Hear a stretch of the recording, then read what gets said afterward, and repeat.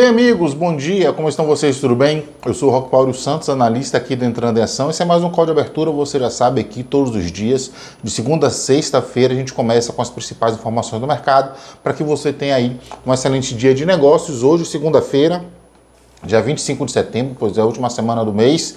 Vamos ver como será a Bovespa e Wall Street ao longo dessa semana. Mas antes da gente entrar aí nos detalhes técnicos e as notícias que vocês querem saber, eu vou fazer aquele pedido de sempre, para que você já deixe um joinha aí agora. Enquanto eu estou falando aqui, você já deixa o joinha, porque essa é a maneira que o YouTube tem para entender que esse conteúdo é um conteúdo relevante, que ele vai indicar para um número maior de pessoas. Aproveita também o espaço dos comentários aí para deixar sua pergunta, dúvida, sugestão, elogio, crítica. O espaço é de vocês. E se ainda não é inscrito no canal, também se inscreve, ativa as notificações e compartilha esse vídeo com o maior número de pessoas. Não é? Abre a semana aí, mandando o vídeo aí no grupo da família, no grupo da resenha dos amigos, colegas de trabalho. Manda também aí na sua lista de clientes se você é profissional do mercado. Tenho certeza que todo mundo vai ficar bem feliz de receber conteúdo importante, objetivo, para começar a semana bem informado, tá certo? Mas vamos lá. Começando, como sempre, falando sobre o cenário lá fora.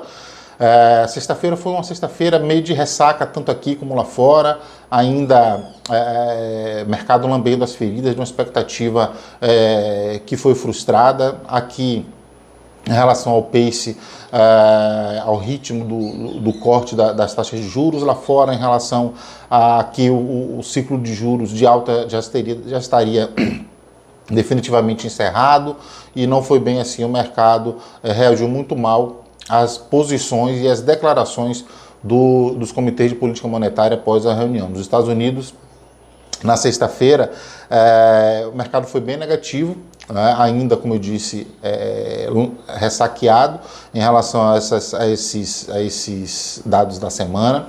Mesmo vindo ali o PMI composto, recuou, mas veio a 50,1 ainda dentro da faixa de expansão. Você já sabe, PMI, ele significa expansão.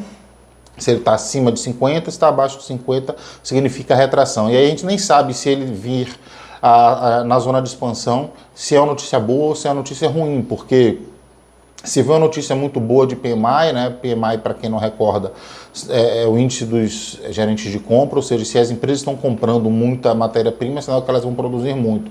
Como veio na área de expansão do índice, a gente não sabe se o mercado se preocupa, porque as empresas continuam produzindo, expandindo negócios. Pode ser que a inflação permaneça resiliente e isso vai empurrar a taxa de juros ainda por um prazo maior. Mas, ao contrário, se essa taxa viesse abaixo, dentro ali já da zona de retração, o mercado poderia avaliar como um sinal de uma eventual recessão, que também não é bom. Então, talvez pelo fato de ter vindo ali bem perto dos 50, bem no meio do caminho, tenha sido a melhor informação possível, porque o dado se auto-neutraliza, né? Isso fez com que os índices por lá fechassem negativos. A gente também teve aí ampliação e pressão da greve lá das montadoras. Isso não foi nada positivo, ainda agravou um pouco mais os índices, mas a verdade é que Dow Jones fechou em queda de 0,31 no dia, fechando a semana em queda de 1,89, o S&P caiu 0,23 na sexta-feira, encerrando a semana com queda de 2,93, e o Nasdaq fechou em queda de 0,09, encerrando a semana em queda de 3,62. A verdade é que esses dados fazem com que essa última semana tenha sido, então, a pior semana de fechamento, pior fechamento semanal desde março. Agora é esperar aí os próximos dados de mercado, de produção industrial, de consumo, de dados de emprego e inflação. Essa semana tem uma agenda bastante importante já na sequência, mas a gente fala sobre isso já já. Aqui no Brasil, a gente teve na sexta-feira as taxas de juros ficaram mais estáveis. Isso ainda é uma distorção, só para vocês terem ideia. Nossa curva começou a fechar aqui, já temos 2 cortes de 50 pontos base. Nossa curva a curva oficial começou a fechar há mais de um mês, quase 2 meses. E a gente está em níveis da taxa de juros futuro acima do que nós deveríamos estar. Os juros, a curva, ao invés de fechar, ela está abrindo. E por que isso está acontecendo? Justamente por conta da desconfiança fiscal. E isso bate justamente lá. Na semana passada eu expliquei o que é curva curta, ponta média e ponta longa da curva. Isso afeta muito mais as pontas médias e longas, porque a gente está falando de uma política fiscal que se ela não for cumprida agora, isso vai ter reflexos no futuro. E aí, essa desconfiança de que esse governo será capaz de cumprir as metas que ele mesmo estabeleceu, né?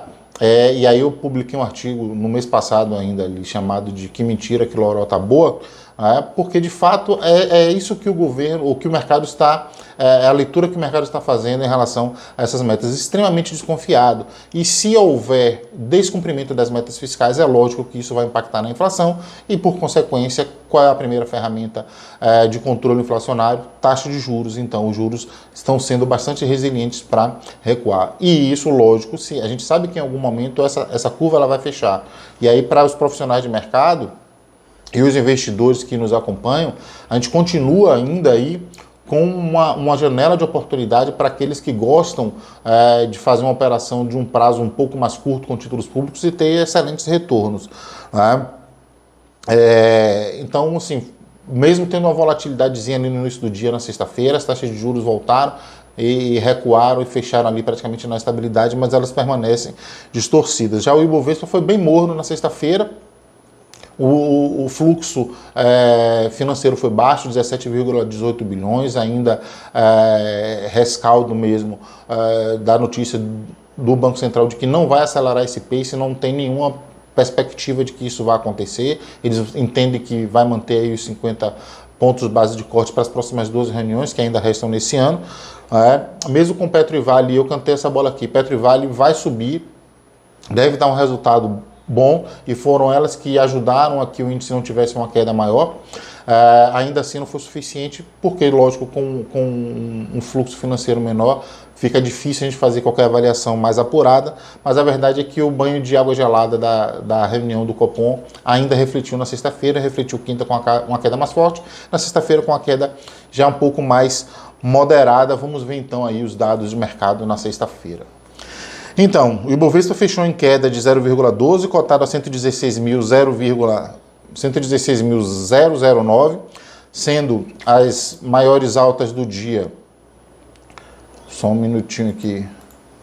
Vamos lá. Brasil Foods, que subiu 3,20, Carrefour Brasil, que subiu 2,80, na ponta oposta, Magazine Luiza caiu 4,68 e o Grupo Vamos caiu 3,96, sendo as maiores quedas do dia. Dólar futuro caiu também os mesmos 0,12 do Ibovespa, cotado a 4,935. No nosso calendário, passar aqui antes da gente falar do calendário do dia, a gente tem um calendário, como eu tinha falado antes, um calendário bastante importante para essa semana. Então, essa semana a gente vai ter, na terça-feira, a ata do Copom, a gente vai ter IPCA 15, a gente vai ter lá na quinta-feira fala do Powell, na sexta-feira a gente tem PCI, acho que na terça-feira também a gente tem IGPM, a gente tem inflação na Europa, a gente tem dados de emprego, CAGED aqui no Brasil. Então vai ser uma semana, lógico que não é uma semana com uma quarta-feira, com uma super quarta-feira no meio, mas vai ser uma semana que vai ter dados extremamente importantes para a composição das ideias dos comitês de política monetária para as próximas reuniões. Mas hoje nós temos dados de transações correntes em dólar, investimento estrangeiro direto aqui no Brasil, ou seja, nada tão assim importante, mas temos Boletim Focus, que deve refletir já aí na declaração de hoje, nos dados de hoje, deve sair por volta das 8h30, daqui a pouquinho, portanto. O Boletim Focus eu publico lá no Instagram e amanhã a gente faz um comentário aqui sobre as principais movimentações. Minério de ferro, vamos ver, fechou já em queda de 0,23%. Petróleo Brent em alta de 0,26%, cotado a 92,20.